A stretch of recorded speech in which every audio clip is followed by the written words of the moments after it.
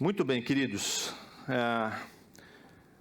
Eu queria conversar com você hoje sobre um assunto que é bastante pertinente, bastante importante e urgente nos nossos dias, que é sobre família. Algum tempo atrás eu falei aqui sobre o retrato de família, não sei se você se lembra disso. E eu trabalhei o texto de Efésios, capítulo 5, do 21 ao 33. E logo em seguida, nós tivemos a ideia da Escola de Formação Ministerial e uma das classes é sobre família. A nossa igreja tem buscado nos últimos tempos falar um pouco mais sobre família, abordar mais sobre o assunto, que é de fato urgente e é um assunto caro para nós. Então, eu gostaria de mais uma vez abordar esse tema e talvez algumas vezes mais, até o final do ano, falar um pouco mais sobre família. E é fato, e a gente pode perceber, que existe um ataque muito grande à família, especialmente à família cristã. Se a gente liga a TV, se a gente abre a internet, se a gente conversa com amigos, você vai perceber que existe muito ataque sobre a família. Tem muita gente falando muita coisa que afeta o modo da família ser. Mais uma vez, principalmente a família cristã. E eu fiz uma pesquisa e encontrei uma revista da CPAD que aponta 3 grandes ataques que a família sofre. O primeiro deles é a influência da mídia. A família, ela sofre um ataque terrível à medida que ela é exposta à mídia de uma forma geral. TV, internet, seja o que for. Os programas de TV que diariamente nós assistimos, seja na TV aberta, ou seja na paga, ou seja nos canais como o Netflix, por exemplo, o tempo todo mostra para nós cenas de sexo, violência, erotismo, que são amplamente difundidos nas novelas, nos filmes, nos reality shows, nos programas de auditório. Seja para onde você direcionar os seus olhos nas mídias, vai ter ali alguma coisa que vai, de alguma forma, afetar a nossa realidade. Uma pesquisa realizada com 1.500 crianças, presta bem atenção nesses dados aqui, crianças das classes A, B e C, residentes nos grandes centros do país, mostra o seguinte: 59% das mães trabalham fora. E essa mãe tem, portanto, somente o período da noite para ficar com os seus filhos. 14% dessas crianças brincam ou jogam com seus pais. 14%. A atividade que eles mais fazem juntos com os pais é ir ao shopping. 99% assistem TV. 87% ouvem rádio. 79% leem quadrinhos, 34% usa a internet. O contexto em que essas crianças são expostas a essas mídias é, na maioria das vezes, dentro da própria casa. Uma grande parte do tempo, sozinhas, sem ninguém monitorando. Ou elas estão com algum irmão, talvez com a idade similar. Ou à noite, na companhia dos pais. Mas a TV continua sendo o principal veículo de entretenimento das crianças. Aí tem mais alguns dados aqui que são bastante preocupantes. 81% das crianças assistem TV durante 2 horas ou mais. 2 horas já é absurdo, né? Mas 81% dessas crianças, no mínimo, assistem TV durante 2 horas por dia. 37% assistem sozinhas. 50% assistem TV das 18 horas às 21 horas, horário adequado, né? 40% assistem TV até às 11 da noite, quando o conteúdo é adulto. 40%. Agora, olha isso aqui. Dos 10 programas de maior audiência entre crianças, dos 10 programas que as crianças mais assistem, 8 são de conteúdo adulto. 8. Só 2 é condizente com a sua faixa etária. Elas amam assistir, por exemplo, Big Brother. Amam assistir A Fazenda. Amam assistir qualquer tipo de reality show. Filmes, séries, novelas, programas humorísticos.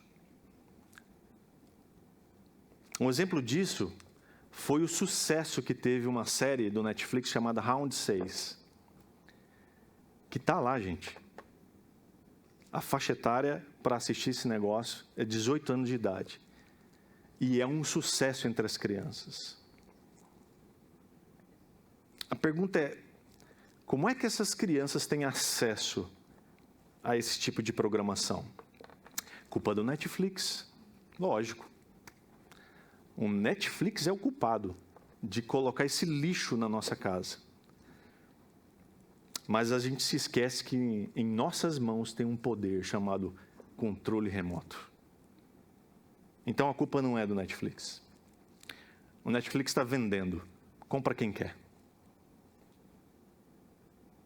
Essa exposição leva à substituição de um sonho infantil por coisas que não são adequadas à idade dessas crianças.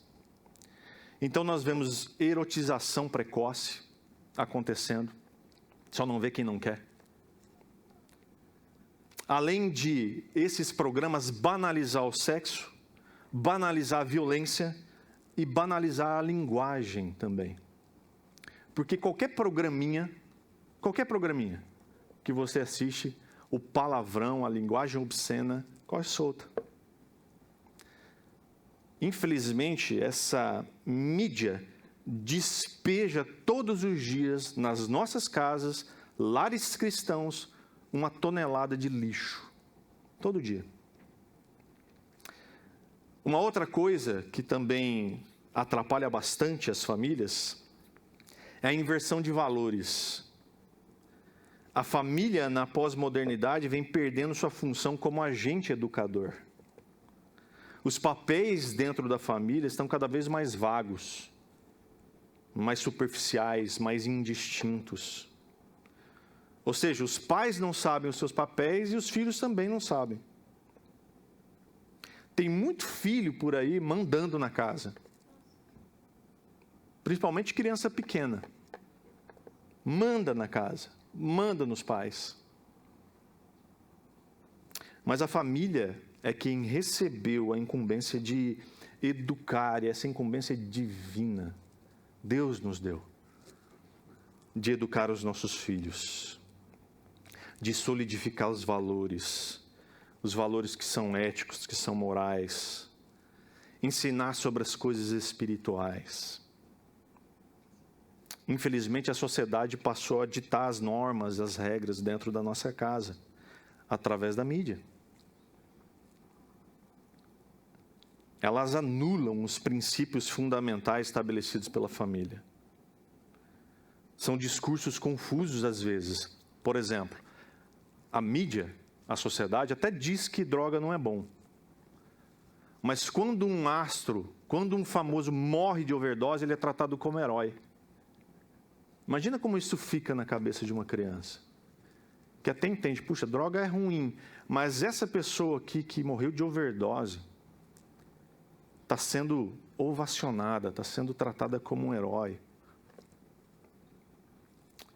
Eu me lembro quando morreu a Amy Winehouse, uma cantora inglesa, bêbada.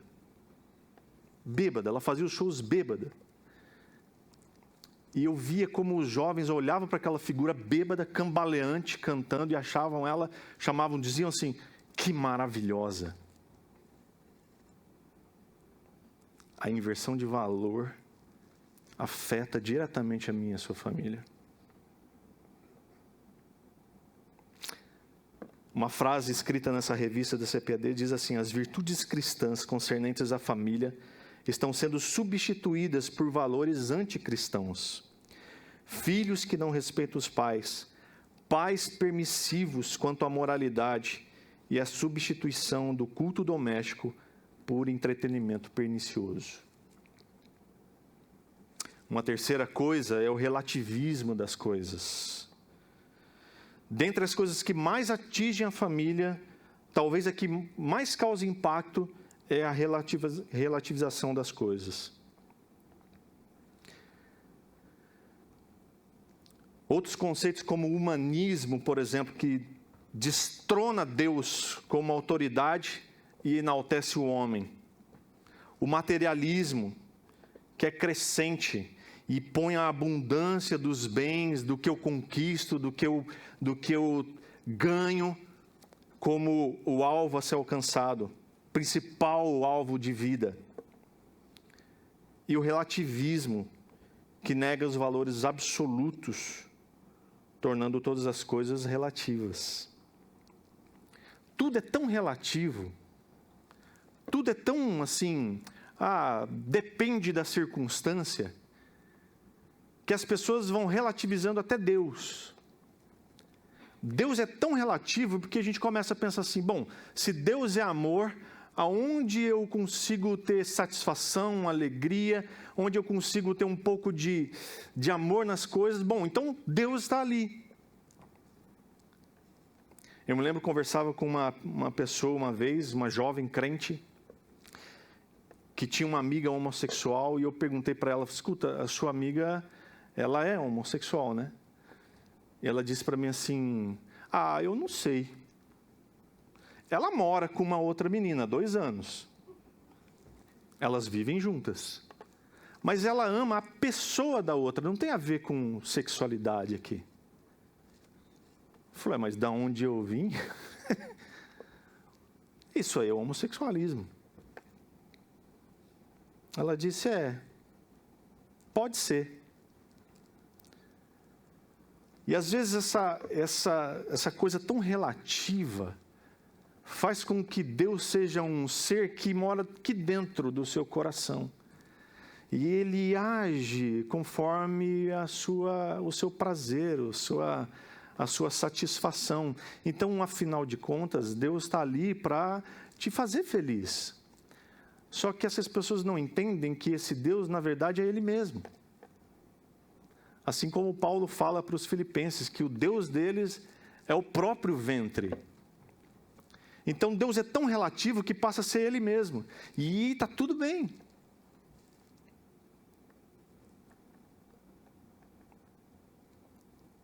Isso vai afetando o senso de moralismo. E o que é certo, agora é errado. E aquilo que era errado, agora é certo. O jovem, por exemplo, que admite ser cristão em determinados ambientes, talvez na escola, na faculdade, e que não pratica certas coisas, ele é vítima de chacota, vítima de preconceito. Ele é deixado de lado nas conversas. Conversava com uma jovem nesse final de semana, e ela me dizia isso, falou assim, olha, descobriram que eu sou crente, que estudei teologia, e agora eu sou deixada de lado. As pessoas riem. As pessoas chamam de retrógrado. Então, sabendo então que a família é atacada dessa forma, todos os dias, por todos os lados, como que eu e você podemos nos prevenir para que a gente tenha uma família forte no Senhor? Como que a gente pode proteger a nossa família para que ela não seja atingida por esses ataques? A primeira coisa que eu e você podemos fortalecer para que uma família seja forte é a relação marido e mulher. A primeira coisa.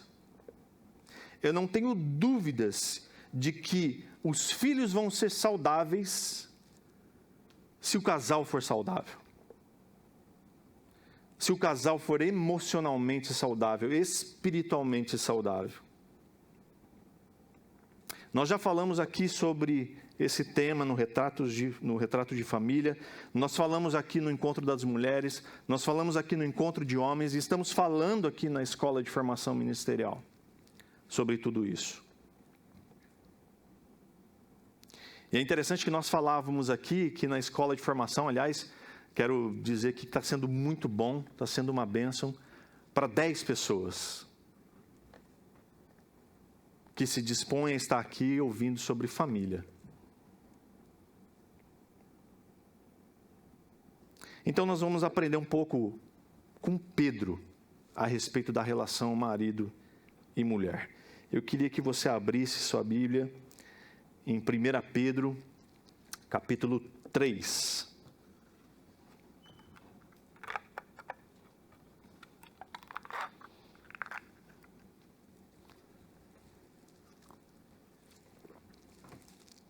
Nós vamos ler do verso 1 em diante.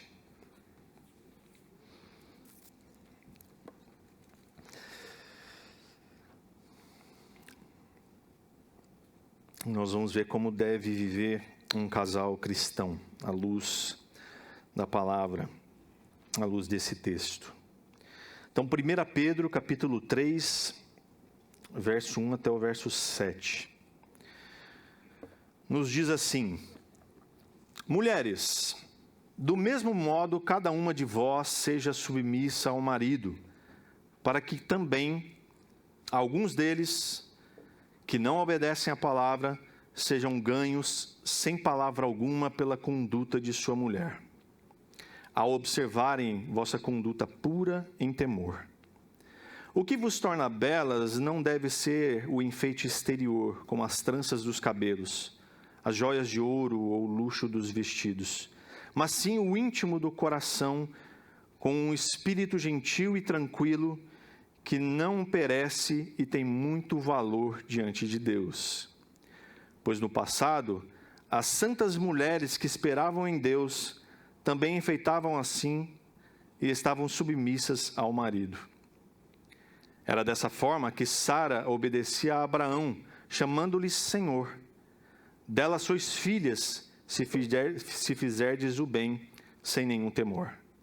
Da mesma forma, maridos, vivei com elas a vida do lar, com entendimento, dando honra à mulher como parte mais frágil e herdeira convosco da graça da vida, para que as vossas orações não sejam impedidas. Vamos orar? Deus, em nome de Jesus, nós te pedimos, Pai, fala conosco nessa manhã. Que em nome de Jesus a Tua palavra encontre lugar em nosso coração. Esse é o nosso desejo, Pai, para a honra e glória do Senhor. Amém, Senhor. Se a mulher deve estar olhando para o texto, você bate o primeiro olho e fala assim, caramba, mas 6 versículos para nós, 1 para os homens? Como assim? Né? Ah, claro, Pedro era homem, né? Então, por isso que ele vai falar mais para a mulher, menos para o homem. Mas aguenta aí. Aguenta aí que é chumbo grosso para os dois lados aqui, né? E se você se lembra do texto de Efésios que nós tratamos aqui, era o contrário. Era muito mais para os homens do que para as mulheres. Então, estamos quites agora, né? Então, quais são esses deveres para o casal? Para que a gente tenha, então, uma família forte. Primeiro, para as mulheres, em relação aos seus maridos. Mulheres, do mesmo modo, cada uma de vocês seja submissa ao marido. Assunto assim, muito tranquilo, fácil de tratar, fácil de receber também. Eu tenho certeza que está tudo bem, você está aí tranquila, né, para ouvir isso. Eu tenho certeza disso. De que terminando o culto nós seremos ainda amigos e, né, quem sabe até a gente recebe um convite para almoçar, coisas assim. Pedro começa dizendo do mesmo modo do quê? Se a gente olhar um pouquinho antes do capítulo 2, a gente vai ver que Pedro está falando sobre submissão também em outras situações. Do mesmo modo que todos os cristãos devem se sujeitar às autoridades, por amor e fé no Senhor. Olha só, o verso 13 e 17, ele diz: sujeitai-vos a toda autoridade humana. Sim, nós devemos nos sujeitar a toda a autoridade que Deus estabeleceu, como governantes, por exemplo. Puxa vida, aí pegou, hein? Tem coisa pior do que ser submissa ao marido, não é? Mas é a palavra de Deus. E a palavra é essa mesmo. Sujeitai-vos, ou sejam submissos a toda a autoridade. Não dá para a gente passar uma maquiagem aqui nessa palavra e dizer assim, assim, né? De vez em quando, dá uma segurada, ou, poxa, assim, tenta respeitar as autoridades. Não, sejam submissos, sujeitai-vos a toda a autoridade humana. Do mesmo modo também que os escravos ou empregados devem ser submissos aos seus senhores, aos seus patrões. Verso 18 a 25 do mesmo capítulo 2 diz: servos, sujeitai-vos, ou sejam submissos com todo temor aos vossos senhores. Mas o meu patrão você não conhece. O meu patrão é osso duro de roer. Mas a palavra do Senhor diz para mim e para você, para sermos submissos a Ele. Mas não de qualquer jeito, é com todo temor. Todo temor. Todo temor de quem? Que você tem ao Senhor.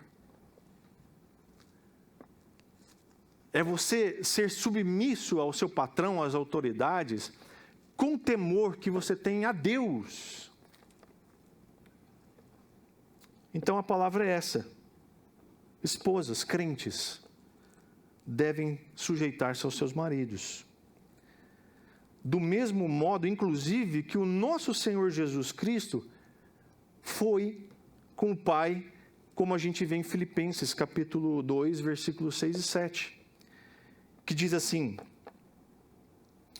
existindo em forma de Deus, Jesus não considerou o fato de ser igual a Deus algo a que se devesse apegar, mas pelo contrário, esvaziou a si mesmo, assumindo a forma de servo e fazendo-se semelhante aos homens.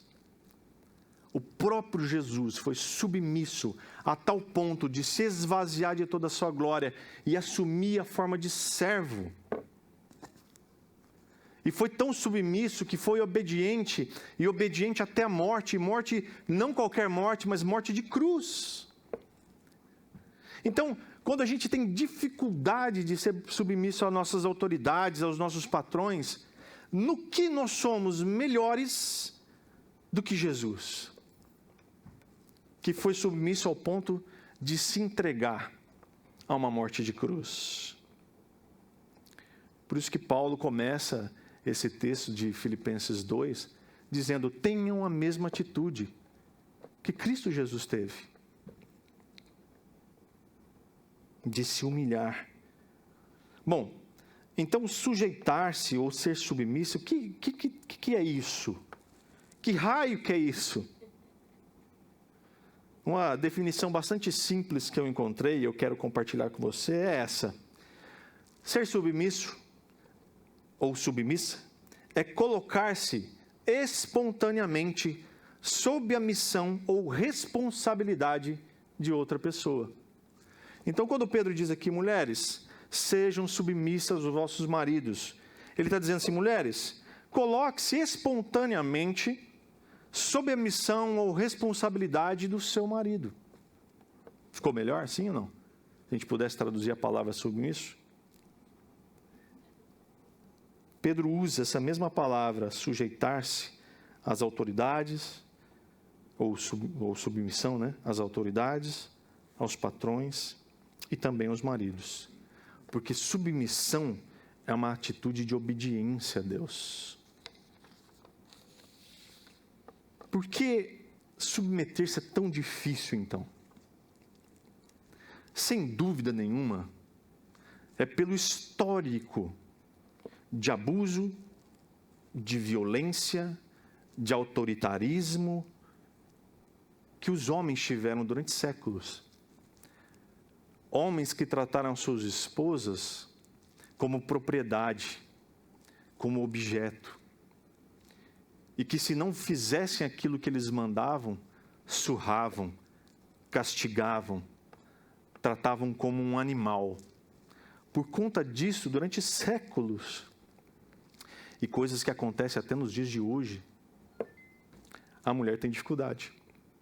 Circulou nas redes sociais um vídeo de uma moça se casando, e aí o padre fala os votos para ela, e quando ele diz, prometo ser submissa, ela para assim e fala, não, submissa não. Submissa não.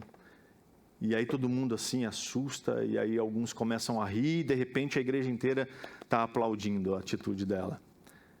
Porque a influência da mídia está dizendo assim, não, mulher, você não deve ser submissa a ninguém. A ninguém.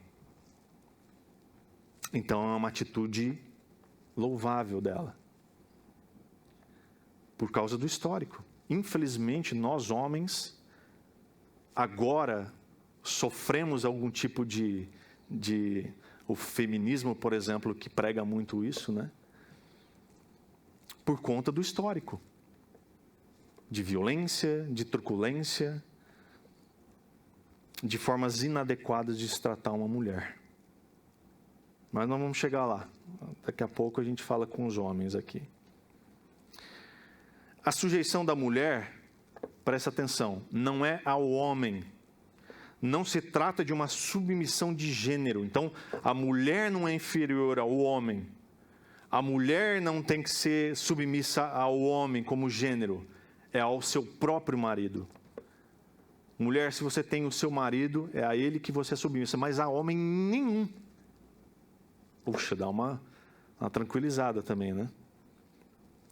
Não é uma submissão de gênero. Mulheres não são inferiores a homens. É a esposa ao seu próprio marido. Nenhuma mulher se torna indigna por ser submissa ao seu marido, inferior. Pelo contrário, é uma questão de obediência ao Senhor. Deus é um Deus de ordem. Ele estabelece. Deus, o Pai, é o cabeça de Cristo, que é o cabeça da igreja. E assim Ele faz dentro de uma família. O homem como cabeça da família. Mas a submissão tem limites.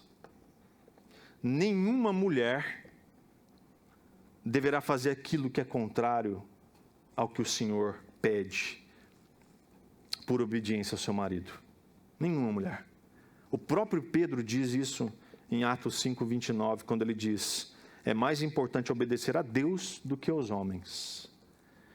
Então, se o seu marido lhe pede alguma coisa, mulher, que é contrário à palavra de Deus, você não precisa ser submissa a isso. Porque convém que você obedeça a Deus antes de obedecê-lo. Mas também Pedro fala aqui em relação aos maridos descrentes.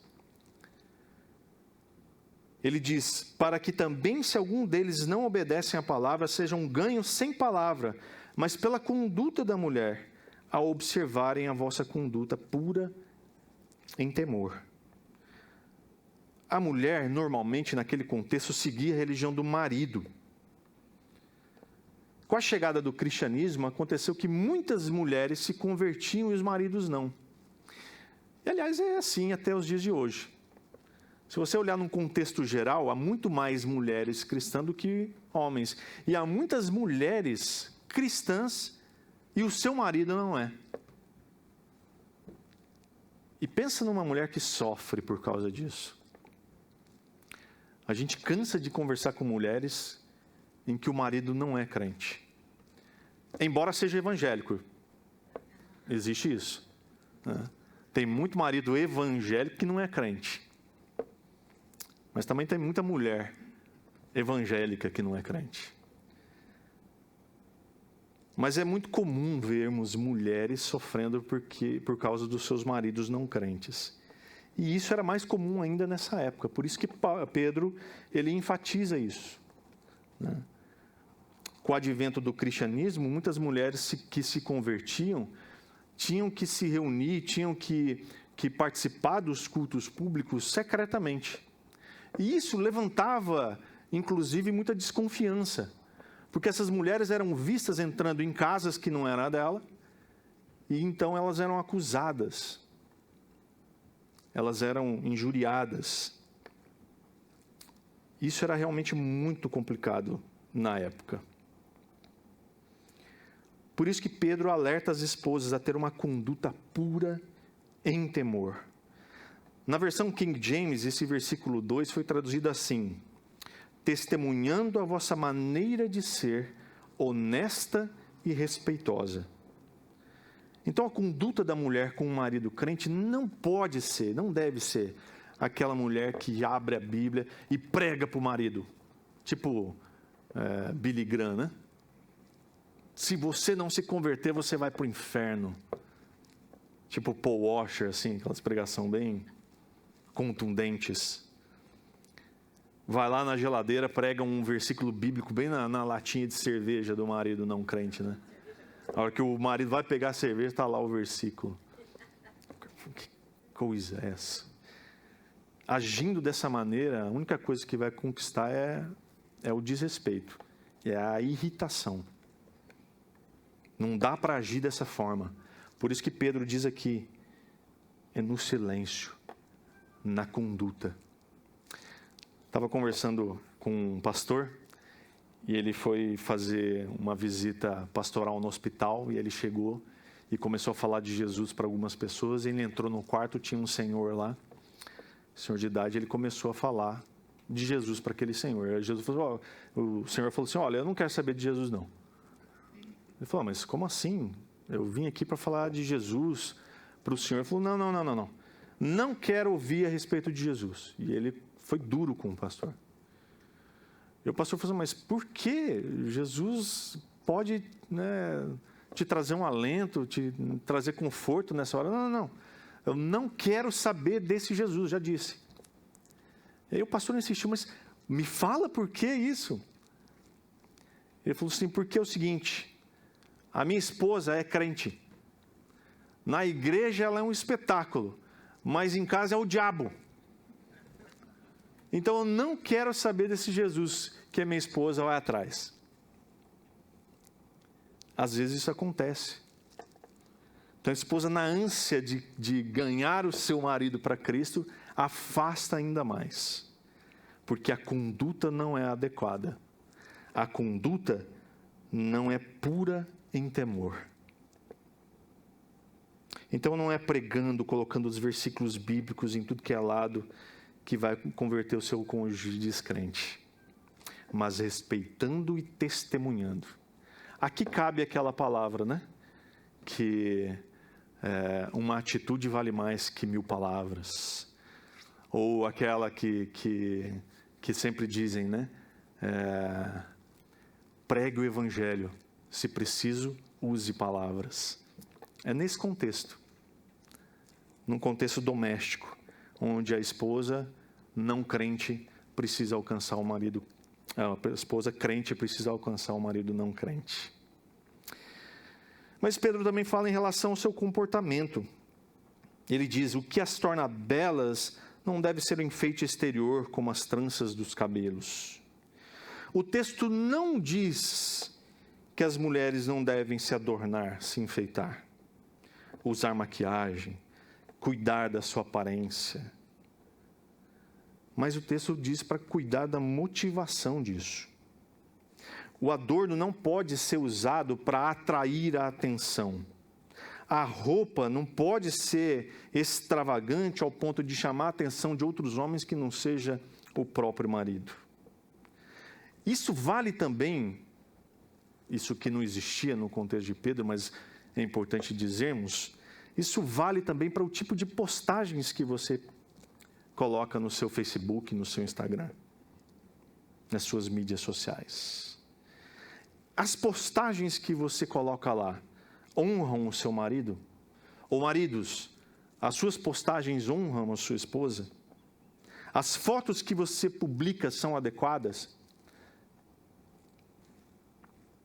Aquilo que você olha no seu Instagram, no seu Facebook, honra a sua esposa ou o seu marido? A pergunta então é: para quem você se enfeita? Para quem você fica bonita? Para si mesmo? Para as amigas? Para as inimigas? Ou é para o seu marido?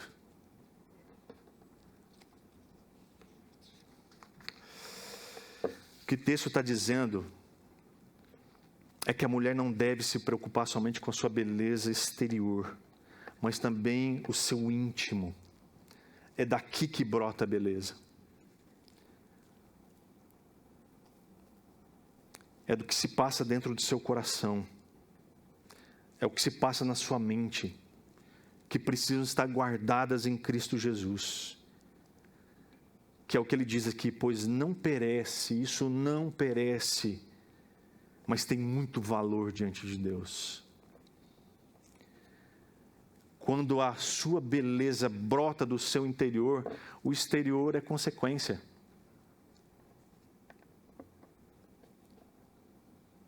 Às vezes eu sempre digo para minha esposa, né? Suspeito para dizer, ela fala, para perguntar, essa roupa está bem, mas eu olho e falo assim, puxa, para mim está tão bem. Porque eu sei quem ela é. Eu sei o que se passa no seu coração. Então, independe dos adornos que ela usa. Para mim, ela vai ser sempre linda. A gente conversava sobre isso ontem. 10 pontos.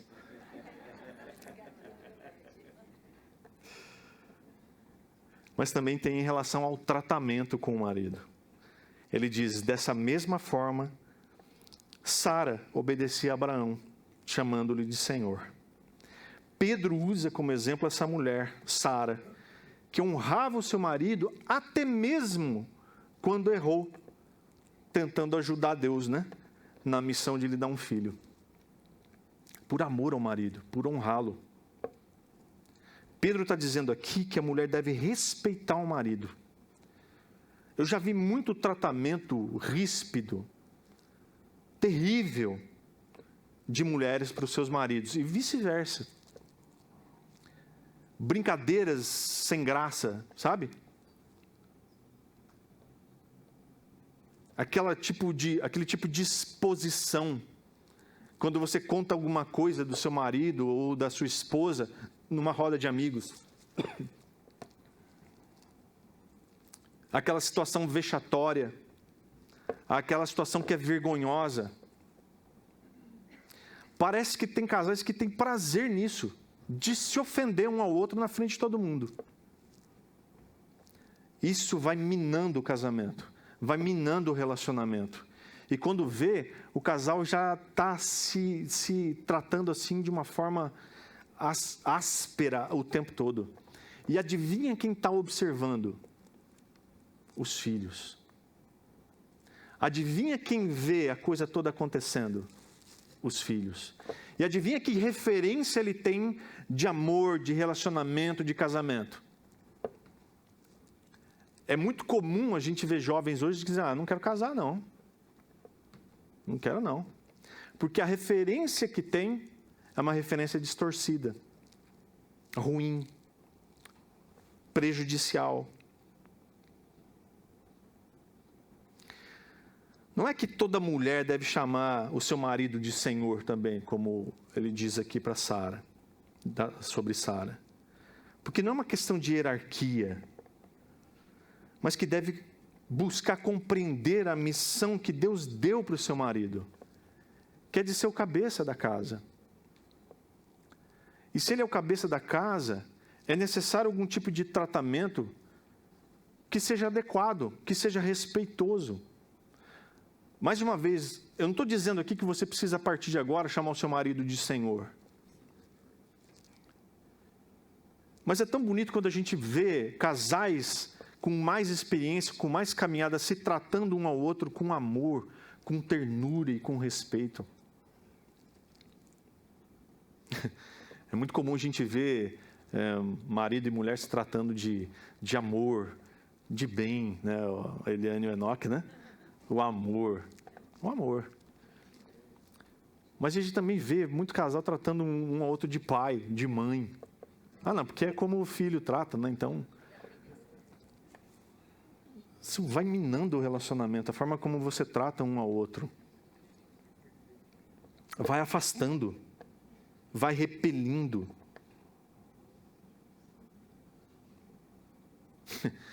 Imagina só, né? Na hora da intimidade. Mãe, vem aqui. Pai, vem aqui. Misericórdia. Espera em nome de Jesus que aqui ninguém se trate dessa forma. Não dá. Mas, minhas irmãs, meus irmãos, que esposa não se sujeitaria a um esposo que a ama de verdade, que dedica sua vida para honrá-la, para cuidá-la até o final da sua vida? Diz para mim, homens, que esposa não honraria você, não se sujeitaria a você se você amasse a sua esposa de verdade, que você estivesse disposto a dedicar sua vida, ao ponto que nós vimos lá em Efésios 5, ao ponto de dar sua vida por ela, como Cristo deu pela igreja. Que esposa não se sujeitaria a você?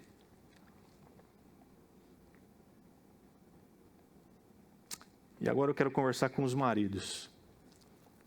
A gente vê os homens com um sorrisinho, apesar da máscara, né? A gente vê nos olhos, diante de tudo isso que a gente conversou com as mulheres aqui, agora é com a gente o assunto.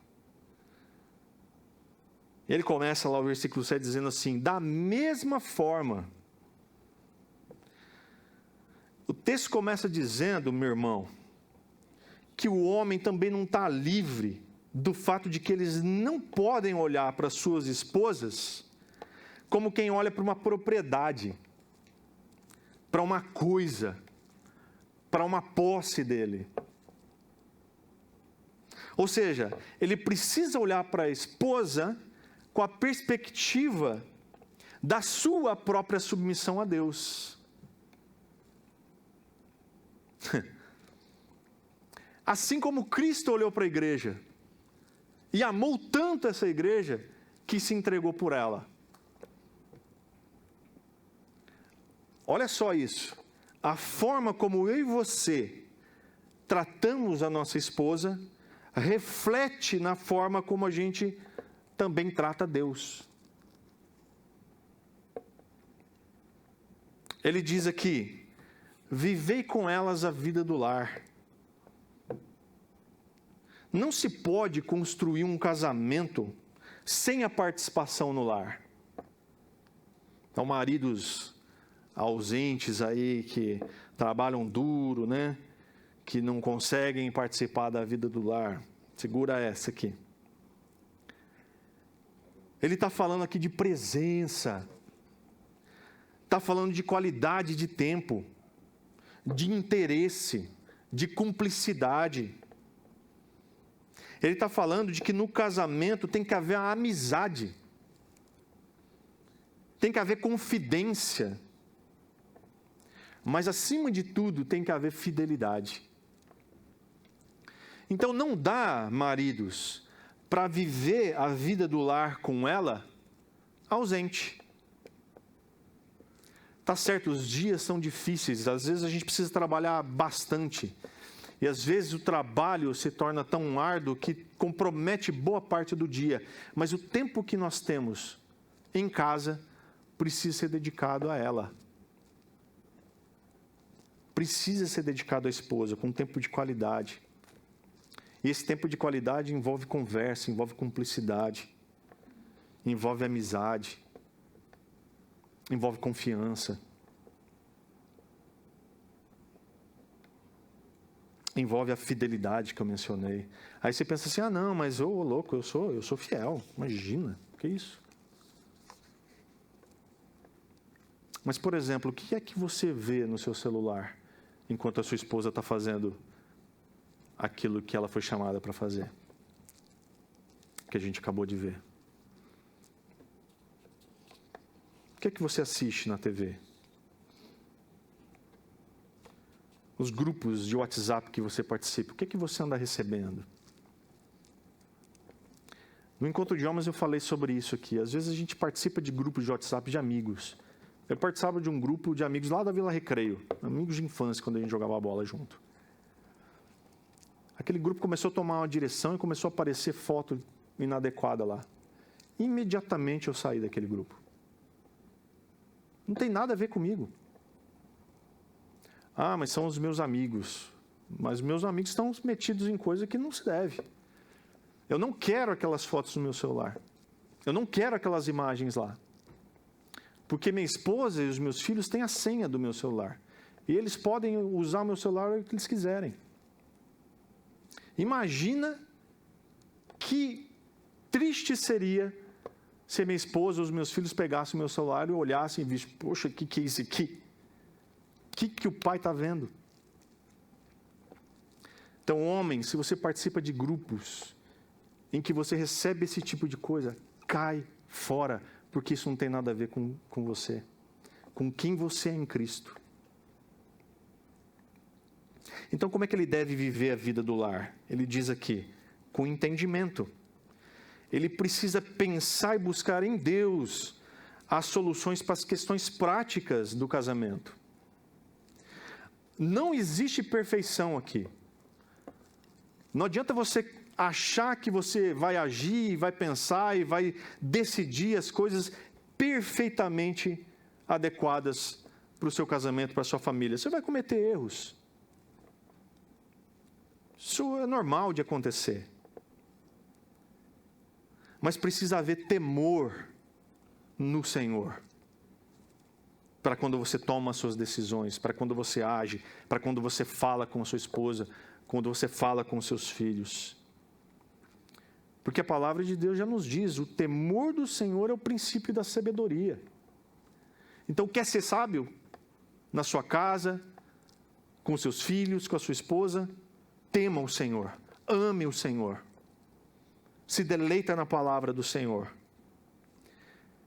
Mas você também pode buscar aprender com homens piedosos, que amam a Cristo e as suas esposas.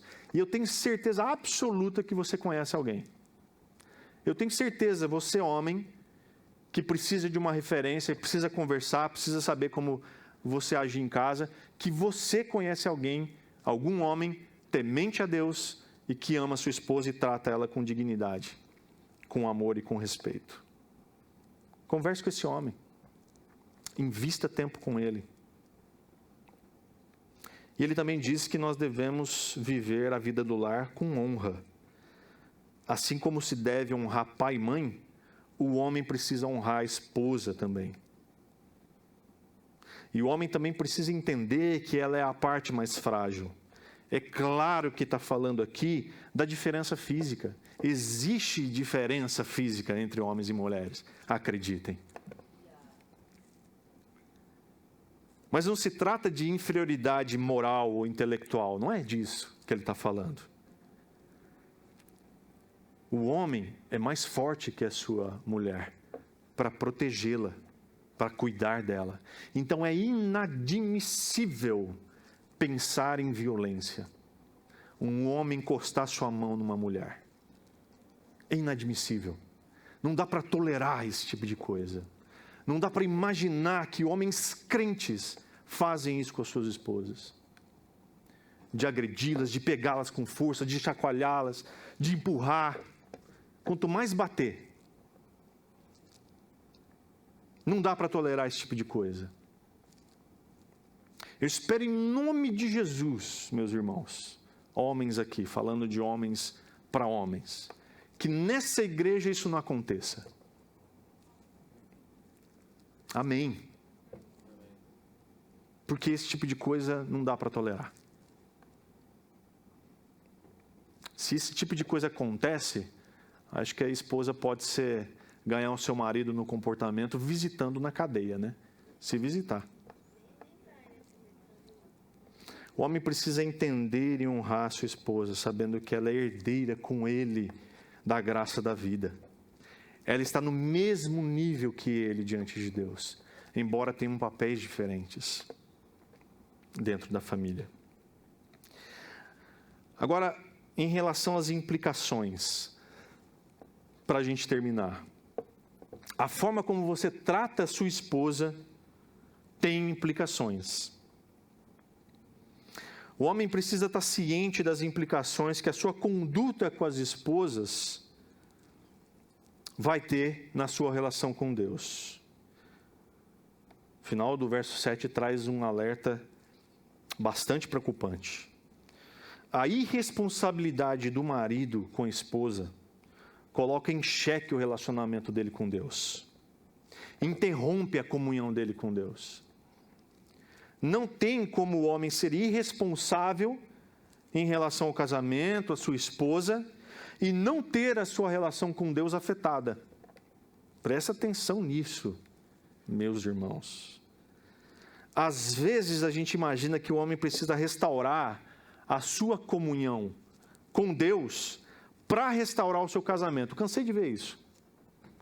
Homens desesperados pedindo ajuda do pastor. Eu preciso restaurar o meu casamento. Eu preciso me aproximar de Deus. Mas aqui a gente vê que às vezes é preciso restaurar primeiro o seu casamento para restaurar sua comunhão com Deus. Pesado, hein? O homem que trata mal sua esposa, ele adoece espiritualmente.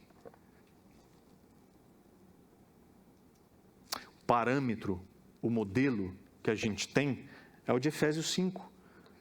Maridos, amem a sua esposa assim como Cristo amou a igreja. Esse é o parâmetro.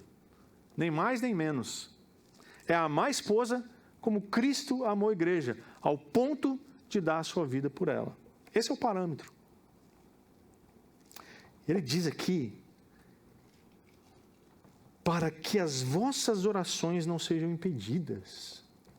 Você tem noção que a forma como você trata a sua esposa interfere na sua relação com Deus?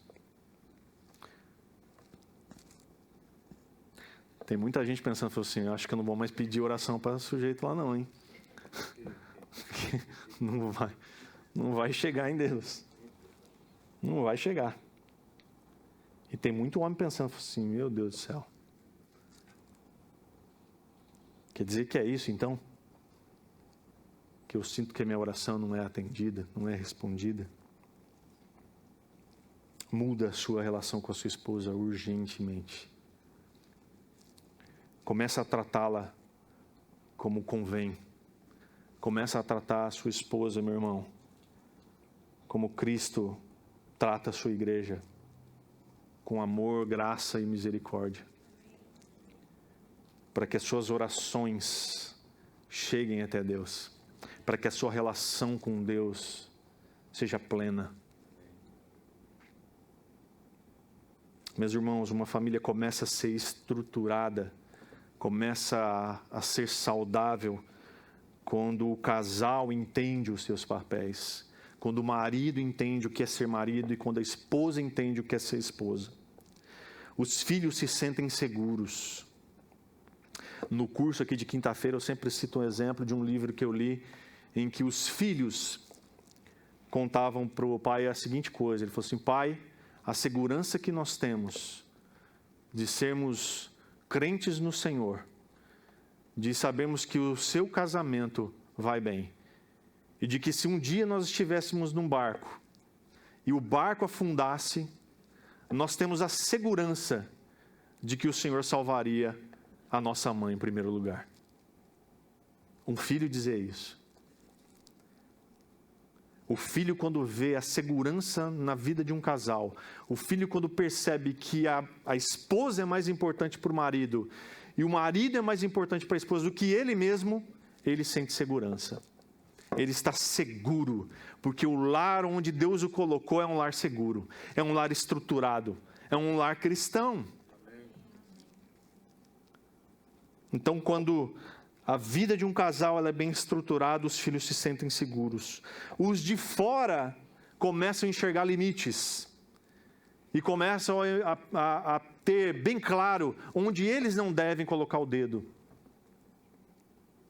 E Deus abençoa, cercando de proteção e graça essa família. Por onde que você começa?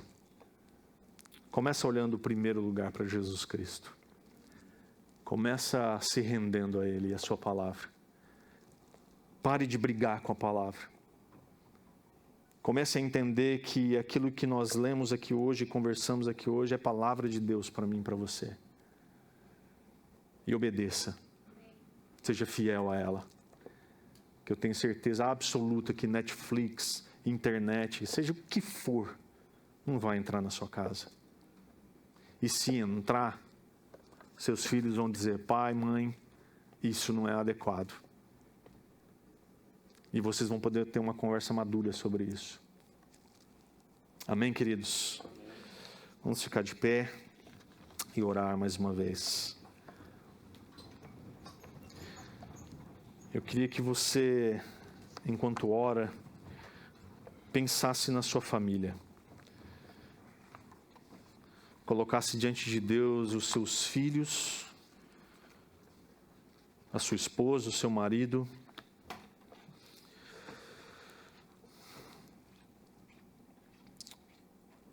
E dissesse para o Senhor a sua disposição de amá-lo em primeiro lugar, de obedecê-lo e de buscar nele fazer com que essas verdades da palavra de Deus possam ser verdades também na sua casa. Deus, obrigado, Senhor, por essa manhã. Obrigado pela tua palavra, Senhor. Embora ela seja confrontadora, nos cause incômodos, nos cause desconforto, é a tua palavra.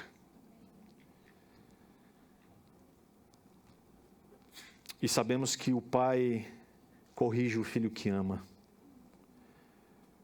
Então, Deus, em nome de Jesus, que essa tua palavra, Senhor, possa encontrar lugar em nosso coração.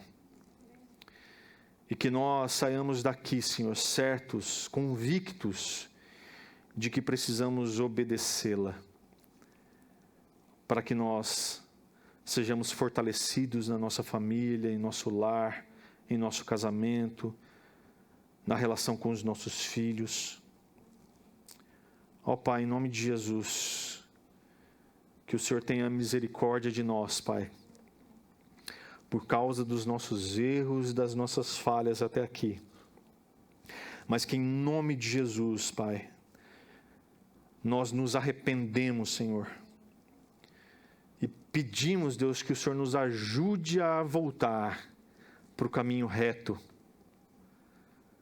para aquilo que o Senhor tem para nós, para aquilo que um dia o Senhor planejou, Pai, para a nossa família, para o nosso lar. Em nome de Jesus. Amém, Senhor. Amém, queridos. Que Deus abençoe você grandemente, que o amor de Deus possa ser derramado sobre você e sobre a sua família. Que a graça de Jesus faça você entender que a sua palavra é verdade para mim e para você todos os dias da nossa vida.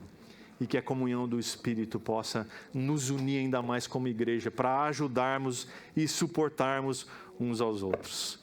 Que Deus te abençoe. Um ótimo domingo, uma ótima semana. És a razão do meu cantar.